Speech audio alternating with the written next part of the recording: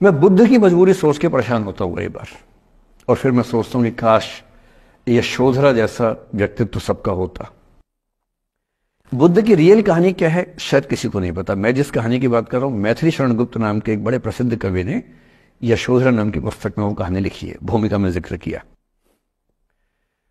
बुद्ध बचपन से ही थोड़े से वैरागी किस्म के व्यक्ति थे। उनकी कुंडली देख के एक ज्योतिषी ने बताया भी था। माता पिता बहुत परेशान थे, शुद्धोदन उनके पिता का नाम था। माता पिता ने बहुत कोशिश की कि इस बच्चे का मन विरक्त न हो।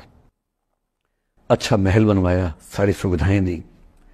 जैसे ही बुद्ध थोड़े से किशोरावस्था में आए, उस समय की दुनिया की सबसे खूबसूरत महिला से, लड़की से, यशोधरा से उसकी शादी करवा दी। यशोधरा के पिता ने काफी एग्जाम लिए बुद्ध जी के, वो सारे एग्जाम में पास हुए, तब जाके शादी हुई, ऐसे नहीं हुई। शादी हुई तो बुद्ध भी ठीक था, रमे रहे उस जीवन में। बेटा हुआ उनका राहुल। अब बुद्ध की विरक्ति का भाव बढ़ता जा रहा था। 29 साल की उम्र के आसपास ऐसा हुआ कि उन्होंने एक मृत व्यक्ति को देख लिया, एक बूढ़े को देखा, एक भिखारी को देखा, एक बीमार को देखा।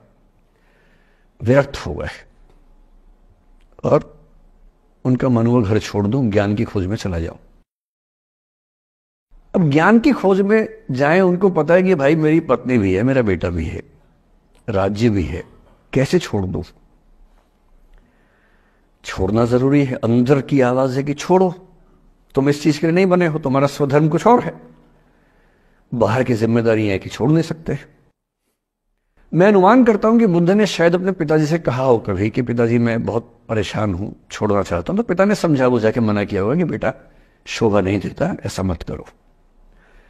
हो सकता है पत्नी से भी बात की हो, पत्नी ने भी कहा हो कि ये क्या बात हुई, हम सबका जीवन तुम पे टिका है, बच्चा अभी बिस्तर से भी नहीं उतरा है, अभी तो चलना भी नहीं शुरू किया है, तुम ऐसी बात कर रहे हो।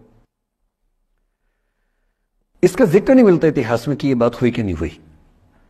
और एक दिन बुद्ध ने तय किया और वो आधी रात को पत्नी और बेटे को सोता हुआ छोड़ के चले गए। इसको बौद्ध परंपरा में महाभिनिष्क्रमण कहते हैं, बुद्ध का अपने घर से निकल जाना। अब बुद्ध चले गए, लेकिन मैथिली शरण गुप्त यशोधरा के पर्सपेक्टिव से बुद्ध को देख रहे हैं। यशोधरा बहुत परेशान है, भाई पति चला गया है, बच्चे का पिता चला गया, मजाक छोड़ना है। राजा परेशान है कि उनका उत्तराधिकारी चला गया है। यशोधरा इतनी परेशान है, बहुत लंबे समय तक छंद आते रहते हैं कि वो कितनी बेचैन है, कितनी परेशान है। लेकिन यशोधरा की सबसे बड़ी परेशानी इस बात से नहीं कि बुद्ध चले गए, इस बात से है कि बिना बताए चले गए, भरोसा नहीं किया। और वो अपनी सहेली से कहती है, सिद्धि हेतु स्वामी गए, यह गौरव की बात। मुझे गर्व है कि मेरा पति इतने महान काम के लिए गया है।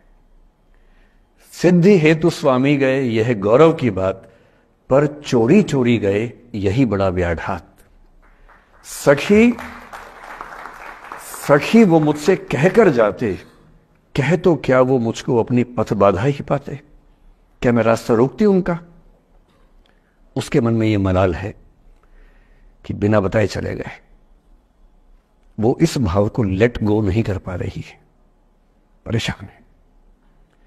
फिर बुद्ध को ज्ञान मिला 6 साल की तपस्या के बाद, बोधगया में बोधि वृक्ष के नीचे ज्ञान मिला। बात फैल गई। जो 5 शिष्य बुद्ध को छोड़ के भाग गए थे उनके बुरे वक्त में, उन्हीं 5 को बुद्ध ने सबसे पहले ज्ञान दिया सारनाथ में, जिसको धर्मचक्र प्रवर्तन कहते हैं। बुद्ध की ख्याति बढ़ने लगी। शुद्धोदन ने बुद्ध के पास, अपने बेटे के पास कई लोगों को भेजा ये कहने के लिए कि भाई यहां भी तो आओ, हमसे भी तो मिलो। बुद्ध का ऐसा प्रताप था कि जो उनके पास जाता वो बुद्धम शरणम गच्छामि हो जाता, वापस ही नहीं आता। तो फिर शुद्धोदन ने बुद्ध के बचपन के एक दोस्त को ये कह के भेजा, भैया मैं जानता हूं तुम वापस नहीं आओगे, पर प्रभावित होने से पहले बोल देना कि पापा याद कर रहे थे। तो वो गया, उससे वायदा निभाया, हो तो गया, बुद्ध के संग में दीक्षित हो गया, पर वायदा निभा दिया। तो बुद्ध ने कहा जरूर जाऊंगा, पिताजी की आज्ञा है तो जाऊंगा ही जाऊंगा। बुद्ध पहुंचे अपने कपिलवस्तु, जो अपना इलाका था, वहां पहुंचे। पूरे कपिलवस्तु में, नेपाल सिद्धार्थनगर से नेपाल जाएंगे तो नेपाल बॉर्डर पे ही कपिलवस्तु है। मैं देखने गया था वो जगह जहां बुद्ध पैदा हुए थे, बड़ा सुंदर स्थान है, आप भी जाकर देखें कभी। तो बुद्ध पहुंचे रात को, एक धर्मशाला में रुके। अब वहां हल्ला मच गया कि राजा का बेटा धर्मशाला में। बुद्ध ने कहा भाई मैं देखो राजा का बेटा बन के नहीं आया हूं, मैं बुद्ध बन के आया हूं। सुबह उठ के भिक्षा मांगने लग गए उस इलाके में, अपने पिता के राज्य में। पिता ने सिर पीट लिया कि भाई क्या कर रहे हैं। फिर बुद्ध ने सूचना भिजवाई कि मैं बुद्ध हूं, बेटा हूं संयोग से, ठीक है मैं आ रहा हूं मिलने के लिए, पर मैं बुद्ध होके आया हूं, मेरी चर्या है, नियम है, मैं भिक्षा से ही जीवन जीता हूं अपना। ठीक है, पिताजी ने कहा चल कोई बात नहीं। फिर बुद्ध गए पिता से मिलने, पिता से मिले, सबसे मिले, भरी सभा में। लेकिन यशोधरा नहीं आई मिलने के लिए, लेट गो नहीं कर पा रहे थे। उसके मन में दर्द था, छुप के क्यों गया, बता के जाता। बुद्ध ने पूछा पिता से कि यशोधरा कहाँ है, तो बोले कि वो कह रही है कि अगर बुद्ध मिलना चाहेंगे तो खुद ही मिलने आएंगे मुझसे, मैं क्यों जाऊंगी भाई, आत्मसम्मान भी तो कोई चीज है, मैं क्यों मिलने जाऊंगी। तो बुद्ध मिलने गए। सोचिए एक कमरे में यशोधरा बैठी है, राहुल साथ में है। अब राहुल थोड़ा सा बड़ा हो गया है, 6-7 साल का है। बुद्ध गए हैं। अब आपके मन में आ रहा है कि बुद्ध वहां जाके बोलेंगे सॉरी मैंने गलत किया, I hurt you, I really feel sorry. बुद्ध है वो बुद्ध, वहां जाके क्या बोल रहे पता है, भिक्षाम देहि, भिक्षा दो। और यशोधरा कितनी महान महिला रही होगी, उसने अपने बेटे का हाथ बाप के हाथ में दे दिया। लेट गो का इससे महान उदाहरण दुनिया के इतिहास में नहीं है कि चलो आखिर तुमने आके झुक के कुछ मांगा तो सही।